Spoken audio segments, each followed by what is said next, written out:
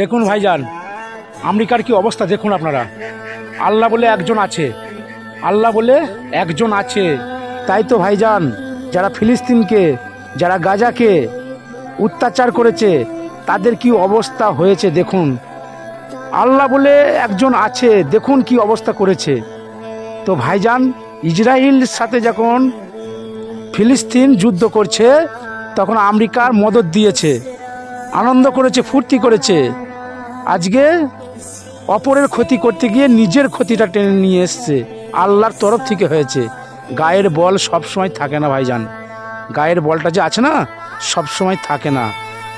আল্লাহ বলে একজন আছে, স্বীকার করার দরকার। একদিন তোমার ক্ষতি করার চেষ্টা করছি, একদিন সেই ক্ষতিটা আমার দিকে আসবে, এটা কিন্তু সব সময় ভাবার দরকার।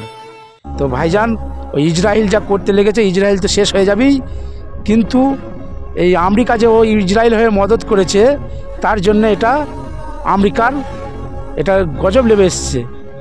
তো ভাইজান কি বলবো, বলার কিছু নয়। আমেরিকা এখন হেলিকপ্টার দিয়ে, এরোপ্লেন দিয়ে এখন আগুন লেবানোর কাজ করছে। এতে কি আর আগুন লেবে ভাই?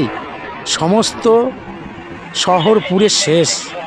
একদিকে পানির ফোয়ারা দিয়ে ডুবিয়ে দিয়েছে আমেরিকাকে, আর একদিকে আগুন।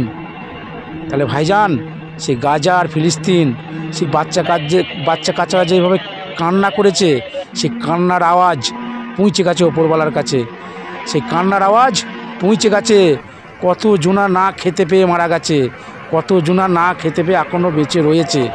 তো ভাইজান, সে দোয়া তাদের কাজে লেগে গেছে। তা ভাইজান, যদি আপনি মুসলমান হয়ে থাকেন, এই ভিডিওটাকে বেশি বেশি করে শেয়ার করে অপর ভাইকে দেখানোর সুযোগ করে দেবেন। পরের ক্ষতি চাইলে নিজের ক্ষতি হবে, এটা কিন্তু শিওর।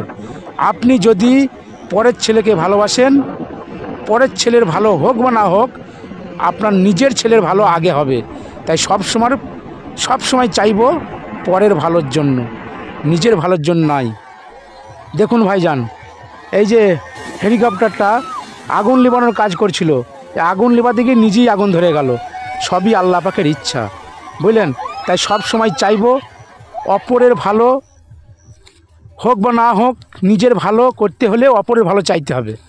সব সময় এটাই চাইব, নিজের ভালো হোক বা না হোক, অপরের ভালো চাইতে হবে। তো ভাইজান দেখুন, শহর পুরে আজকে শেষ অবস্থা। আপনারা যদি এই ইসরায়েলকে যদি ঘৃণা করে থাকেন, আমেরিকাকে যদি ঘৃণা করে থাকেন, অবশ্যই ভিডিওটা শেয়ার করে অপর ভাইকে দেখানোর সুযোগ করে দেবেন। কি অবস্থাটা দেখুন, মায়া লাগছে, তবু বলতে বাধ্য। সবসময় জোর থাকে না, সবসময় জোর খাটে না। ভাইজান, আপনারা বোঝার চেষ্টা করবেন। নিজের গায়ের বল আছে বলে যে কোনো দেশকে পুড়িয়ে দিলাম, এইভাবে করতে যাবেন না। নিজের দেশের ওপরও ক্ষতি আসতে পারে, এটা ভাবতে হবে। সকলে ভালো থাকবেন, সুস্থ থাকবেন।